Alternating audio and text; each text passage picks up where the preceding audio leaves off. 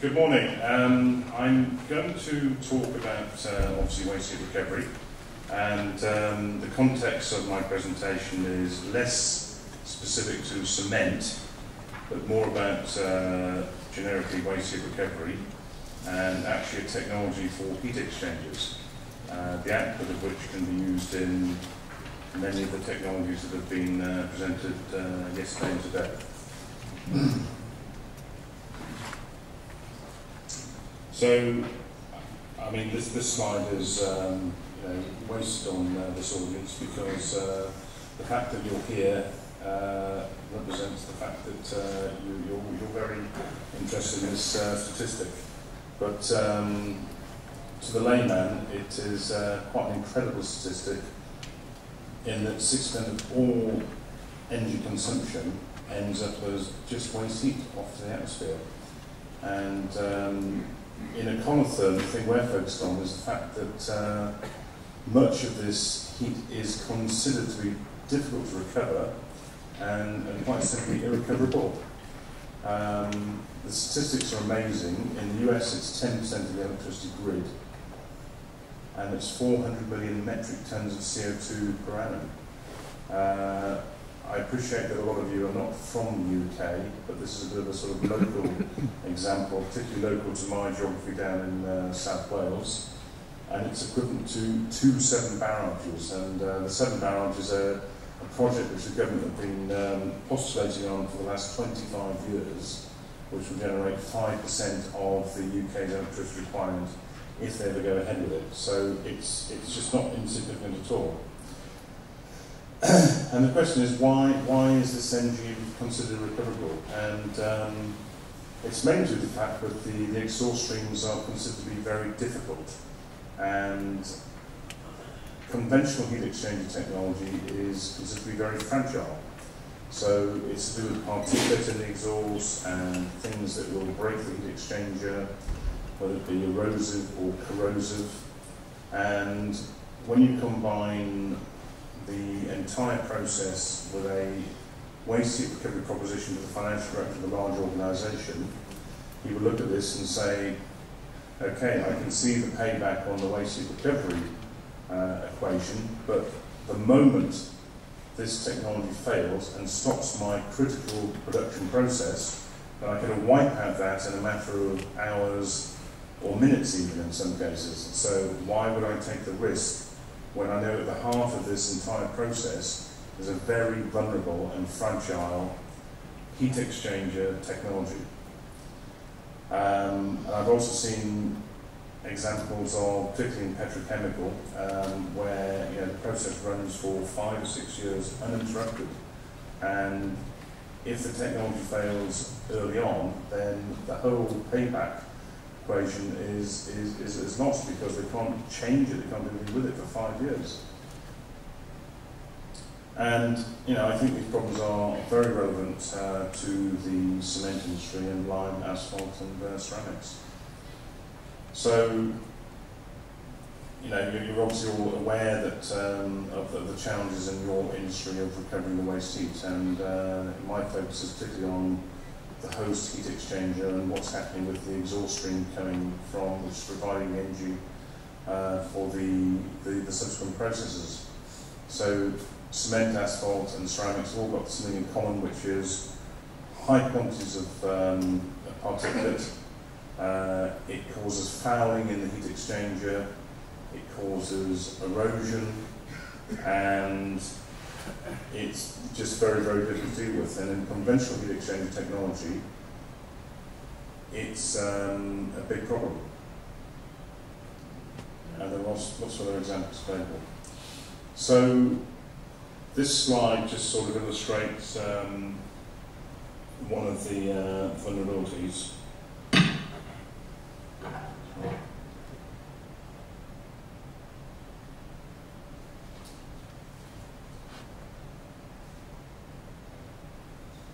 So there is a big problem with irrecoverable waste heat, and what we can see on the right-hand side is a conventional gas-to-air heat recovery technology. And these units, believe it or not, were about 9 months old. They were installed in a large-scale energy heat recovery process, and they are typical of how that system works. So the gas is passing through here, and the air to be preheated for combustion is passing through the tubes. And because of the uneven flow of temperatures through the pipes, that resulted in thermal expansion in this area here, and the system broke down. But the point I'd like to make is the fact that as soon as one of those tubes is broken, the whole system is out of action. So it's vulnerable in that it has a complete, total, catastrophic, single point of failure mode. And if you just like to focus on that, then bear that in mind. That will help with the rest of my presentation.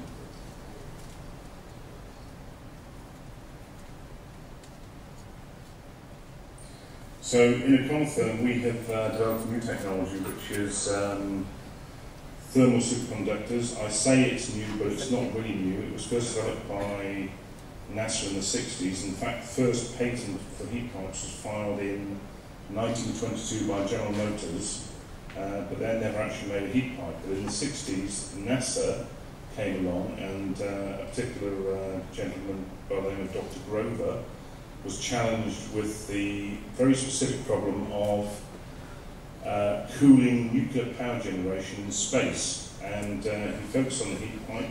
He made the first heat pipes, and the result of that is that it's very well deployed in exotic applications, particularly aerospace and space. So every communication satellite that's orbiting the Earth at the moment is absolutely riddled with heat pipes, and without the heat pipes, it would actually just thermally stress and break apart.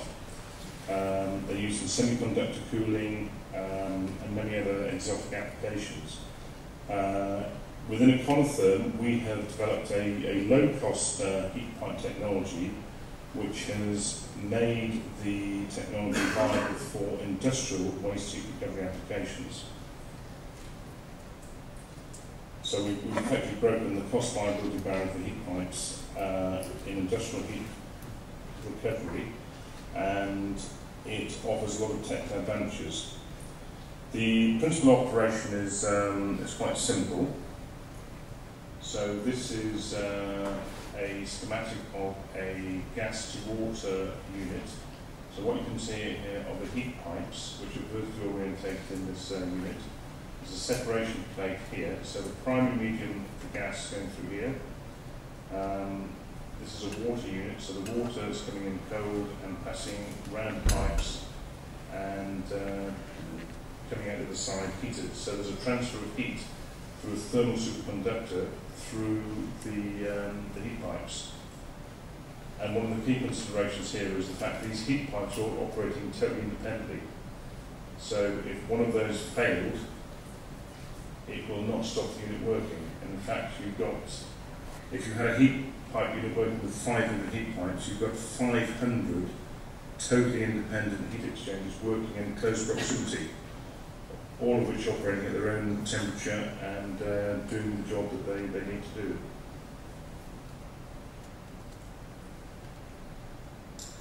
So to elaborate on the technical advantages, multiple redundancy is a very, very, very big factor. So the fact that the unit can take damage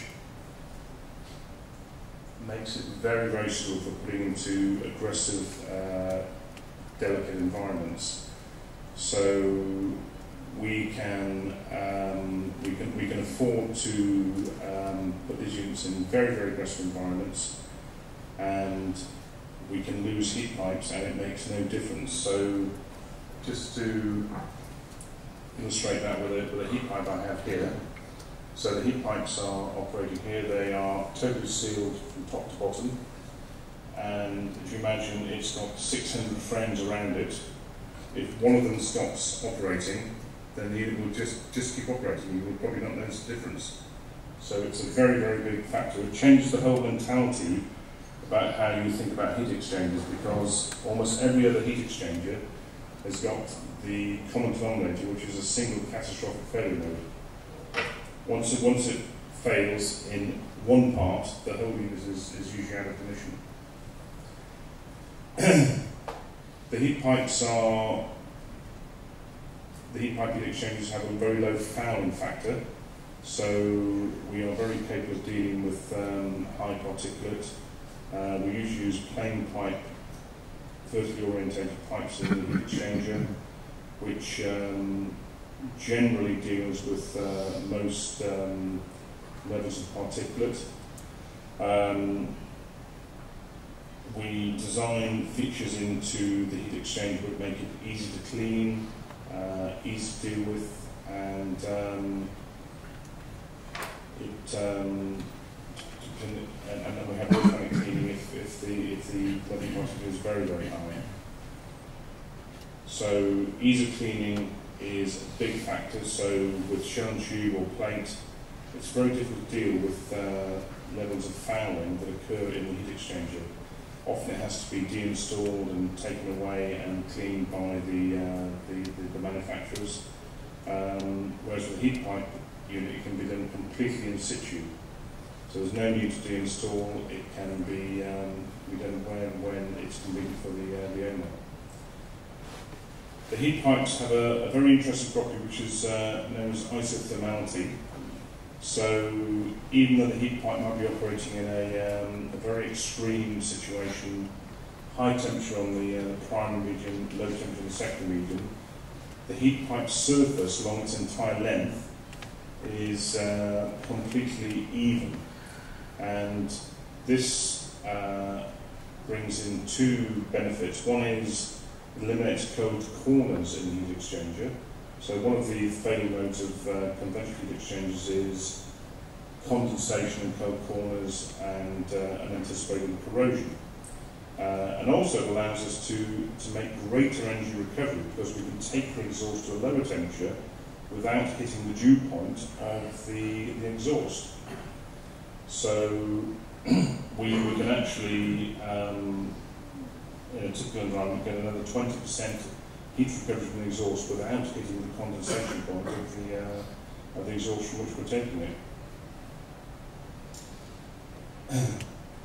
Thermal stress is a very, very common failure mode of conventional heat exchangers.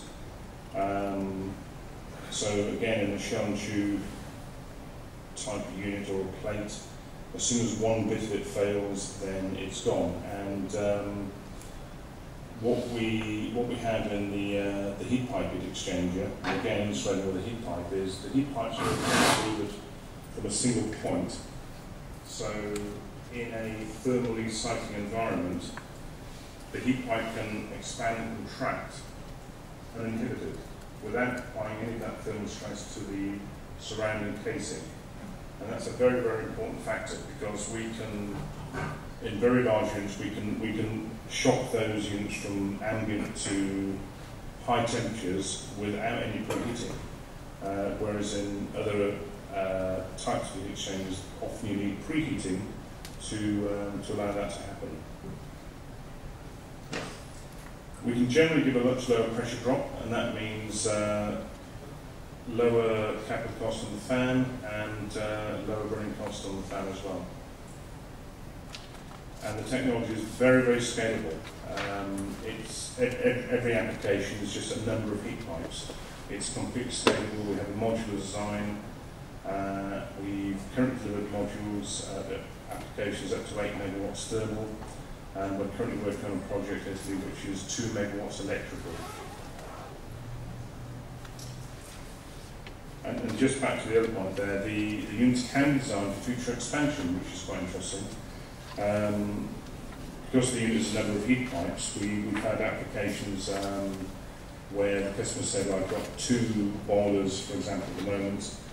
Later I'll be installing a 3rd boiler, and but I don't want to change the heat exchanger, so we actually build the unit with expansion capability within the existing unit, so we just add further heat pipes later on.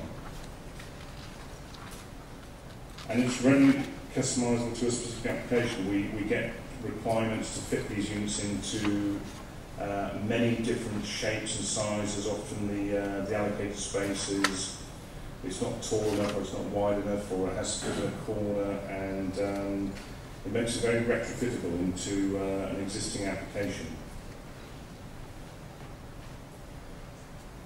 And the last feature is reactivity. The heat pipes react very quickly, and it allows optimization of the control processes involved in the overall application. There's a very wide range of applications for heat pipes. We've got units working in gas to air, gas to water, gas to thermal oil. We've got steam generators and steam condensers. In air, gas to air, we're generally delivering the heat, the air back into the combustion process or the drying process. In gas to water, we are either refeeding the boilers as boiler recuperators, or feeding ORC as we are doing with thermal oil. Steam generators are also being used for ORC, and the steam condensers are being used as an alternative to forced steam cooling. We've got implementations in many sectors, many territories and many applications. We've got 80 installed units at the moment globally, and it's increasing quite dramatically. So I'm going to move on to a couple of case studies now. Neither of them actually cement, but there's a certain amount of analogy between the challenge of those applications and cement. So the first one is a global gypsum producer. I'm not allowed to mention their name, but we haven't actually cleared them yet. And although it's a relatively small scale, it's interesting, and it's the first of its kind. So this particular client came to us with a requirement to recover waste heat, low-grade waste heat, in fact, from the gypsum kettle process to provide preheated air back into the process. You recognise many of these technical challenges. It was a highly adhesive, high particulate exhaust. The requirement was very low temperature, and we had to keep the output from the heat exchanger above the dew point and avoid any condensation at all in the unit. And also we had a very confined operating space, and we were trying to fit it within some existing ducting, and the cost of changing the direction of ducting would have made the whole project prohibitive. So we had to work within these constraints. So we developed a horizontally orientated heat pipe air preheater. We in fact had about 8 feet to work from the floor to the ceiling of the location. The client was very concerned about the monitoring the amount of particulate that's going to appear in the unit. So we actually put transparent inspection windows at various points in the heat exchanger so they could see what was building up. We then provided them with the ability to clean the unit very effectively by simple snap-on, snap-off removable access panels. And the final challenge was the fact that the orientation of the gas flows was not really ideal for any sort of heat exchanger at all. And one was coming down vertically and one was coming across horizontally.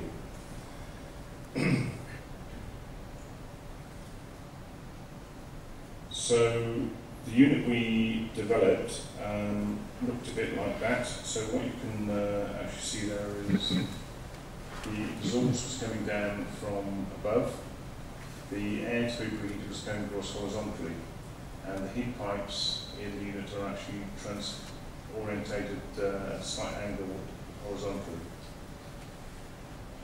So the key features are the heat pipes were eliminating the condensation, so we can actually deal with this very low grade heat recovery.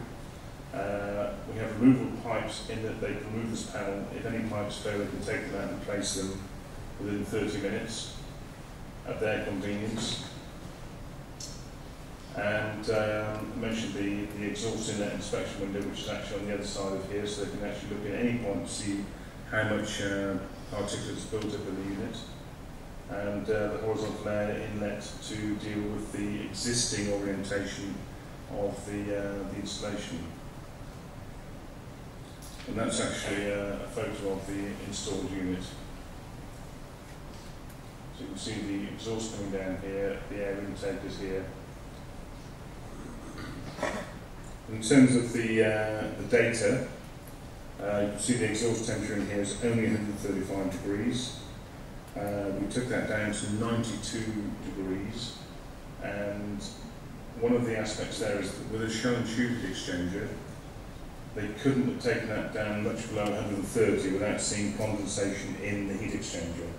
So we've managed to take that down much lower, and we don't hit any condensation at all. And the total payback for that project was 34 months. I mean, there's no electricity generation, that's just thermal energy back into their production process. So I have another case study here, which is in the ceramics industry in India, and again, obviously not cement, but it's relevant in that it's a very, very, very dirty exhaust. It's high particulate and it's very adhesive. So the requirement was to preheat air to send to the horizontal dryers in another part of the process. There have also been many examples of failed attempts in the Morbi cluster. Morbi is the ceramic tile centre of India. 75% of all ceramic tiles in India come from Morbi. There's actually 300 factories making ceramic tiles in that area. And the whole industry has forever been trying to reduce its cost through waste heat recovery, and to date, or until we installed this unit, it had completely failed to do it. So there was a big challenge, and we took the challenge on. We delivered a vertically orientated plain heat pipe unit. In fact, the first unit we installed, which had all of the features that we would normally associate with dealing very effectively with high particulate exhaust, actually became totally blocked within 40 days of continuous running. It had removable panels, it had gaps in the roads of heat pipes so they could be cleaned. And after 40 days they called us and said it's stopped working. And we asked the question, had they cleaned it, and they said no. But they didn't want to clean it. So we then installed an automatic cleaning system, which has been working for about 10 months now, and it's pretty much the dirtiest environment I've ever seen. It's absolutely filthy. It's blocked one of our low fouling units within 40 days, and since we put this cleaning system in, it's been very effective. So that's just an example of the design of the unit we've put in there. It's the simplest type of unit we've got, so the exhaust is passing through the bottom of the unit, the air is passing through the top in a counterflow arrangement. This unit is actually an aluminium furnace in the automotive industry in the US, and it is a very, very simple design. There's not a lot to go wrong. So it's got a low fouling factor. It's got the multiple redundancy that I've already spoken about. The heat pipes can be removed very easily by removing the lid of the heat exchanger and taking them out. It can take less than 30 minutes to change 10 heat pipes in there if they fail. And if they do fail, it's not a problem. So what we had to do in the ceramic application in Morbi was modify that unit, so we've got the same sort of casing of the heat pipe heat exchanger, and we developed a moving plate cleaning system, which is now patent pending, which actually moves up and down the gas side of the heat pipes on a 90-minute cycle, programmable over 2 or 3 times a day. And as I said, that unit's been working for 10 months without any problems at all, without any degradation of performance for 10 months now. And the client's very, very happy with it. What I've got here is a short video, so you've seen the schematic of it just before, and if I press this, then it didn't work.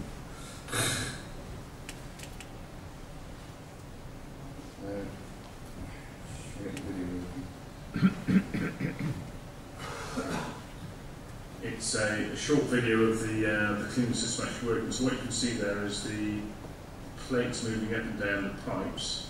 In practice, it has small wire brushes installed on the outside of those pipes, and it completely keeps the pipes clean in operation. So it's a belts and braces technology for dealing with the most high particulate corrosive environments that you can come across.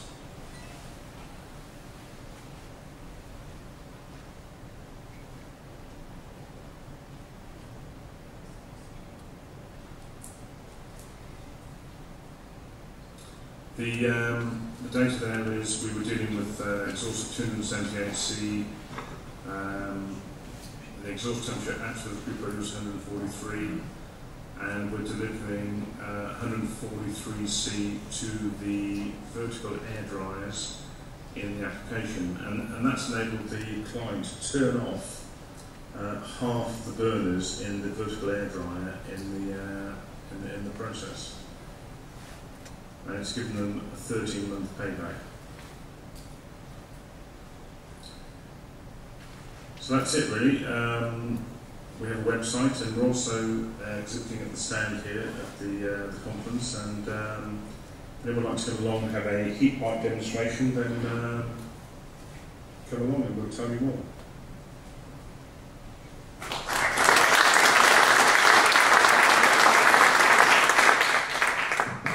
Thank you very much indeed, Mark. We'll come over to you with a microphone in a second. I have a very, very quick question. Your, right in the back there,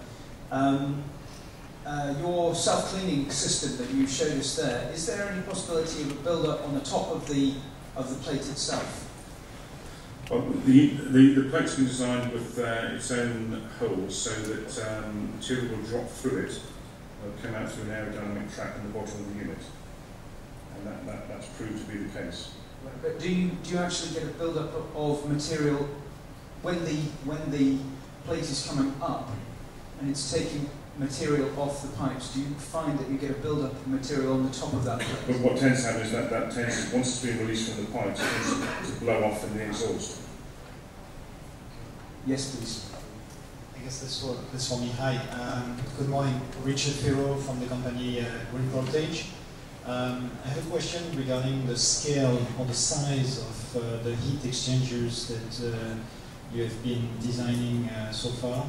What's the biggest, I would say, power output that you've been able to manufacture? Is it applicable, just to finish, is it applicable to large size power plants, I mean, on waste heat recovery? Well, I think there's 2 points there. One is the technology is very scalable, and we can build modular units. So sometimes the heat exchangers are being finely assembled on site, so we don't need to deliver very large heat exchangers, so it solves the transport issue. And to answer the actual question, the biggest unit we've delivered to date is about 4 megawatts thermal, but we're working on a unit at the moment which is 8 megawatts thermal. To deliver about 1 megawatt electrical on a biomass electrical project in Italy. But the technology is entirely scalable. It's just the number of heat pipes and the size of them. And again, you haven't got that risk of the single point of failure you get with a very, very large conventional heat exchanger. So, it may be that a 20 megawatt unit's got 10,000 pipes in it. But if you lose 10% of them, you lose 10% of the thermal output, but the unit will keep working. Yes, could I just ask one more question? What's the size, to give me an idea, the effective size of the heat exchanger in that case? In the case you just mentioned, the biggest size you have been manufacturing. It's 4 meters in height and about 3 meters in width, and it weighs 12,000 kilograms. Okay, thank you very much. Okay. Thank you for the presentation. Sorry, again from Radon Consulting Engineers from Iraq. As I understood, the heat transfer mechanism between these two parts of this, as we call it, heat pipe, is a conduction mechanism. No, it's a phase change process. You mean changing from, for example, liquid to gas and vice versa? It's using the latent evaporation and working through in the pipe. Is there any heat transfer media inside the pipes? The material of the heat pipe is not consequential to the process. I mean, it's a pipe or a bar? It's a pipe. It's hollow evacuated pipe. Hollow evacuated pipe. And how about these two chambers that you have, the heat transfer chambers? For example, in one side we have the hot gas, and in the other side, in one of your examples, it was, I think, water. Well, on the secondary medium, it can be air, it can be water, it can be oil. How about the sealing between the two chambers, not to mix those streams? Oh, it's I mean, one of the advantages of this type of technology is zero cross-contamination. So, if it's absolutely required, we can actually have two separation plates in the unit, so there'll be an adiabatic section in the middle. So if the secondary medium leaks through that chamber, it will be evacuated and will never come into contact with the primary medium. So that's precisely what we're doing with the project in Italy at the moment. But the pipes are not sealed between the plates. I mean, yes, yes they are. So it depends on the application. So in the movement you showed for the plate, it seems that there's no sealing between these two. I mean, because that's a gas to air unit where we don't need sealing, because the secondary medium's in overpressure, and there's a permeability through the plate into the exhaust, so we lose a little bit of air into the exhaust. But in the gas to liquid applications, we have a complete seal between the two chambers, and we're operating at 35 bar on the secondary side. But if you absolutely need zero cross-contamination critically, then we can have an adiabatic section with two separation plates, so a leakage from one to the other will not contact the two mediums. I'm sorry, we've got time just for one more question, and then we must break for coffee. The other question was down. Sorry. This is going to have to be our last question, then we have to break for our coffee. Go ahead, please. Give us your name and company. Good morning. Thank you for the presentation, Mark. It's Mike Latimer from the US and Vancouver, Canada. My question is, what kind of premium would one expect as a potential customer of a waste heat recovery system out of cement plant? What type of premium would we expect to have, or how basically are we going to, what's your hope? Are you hoping that we would work with a vendor just to specify Econotherm heat tubes in our system, or how are you going to bring this to our waste heat recovery market? We're working in a variety of those terms. Sometimes we're just selling the heat exchanger. Sometimes we're working with the prime contractor and selling the solution. I mean, the key point of your question is the price premium. We are competing with this technology with conventional heat exchanger technology. Pounds per kilowatt recovered. So can you give us an idea of the cost per megawatt installed that you might I haven't got megawatt to hand, but the figures I can sort of talk about. I'm only talking about the heat exchanger element of the project, not the entire process. So if it's gas to air, we are usually working in the 60 to £100 per kilowatt recovered, and in gas to liquid more like 40 to 50 pounds per kilowatt per kilowatt. So you can do your maths on that. But if we're talking about ORC power generation, then the heat exchange is actually a relatively small part of the overall cost, but a very critical part of the application. And I just wonder whether or not this technology could actually be incorporated in some of the other systems that we've heard about. Without doubt, and we've already had some conversations outside of this room. Okay, we're going to have to leave it there, but once again, thank you very much indeed for your presentation.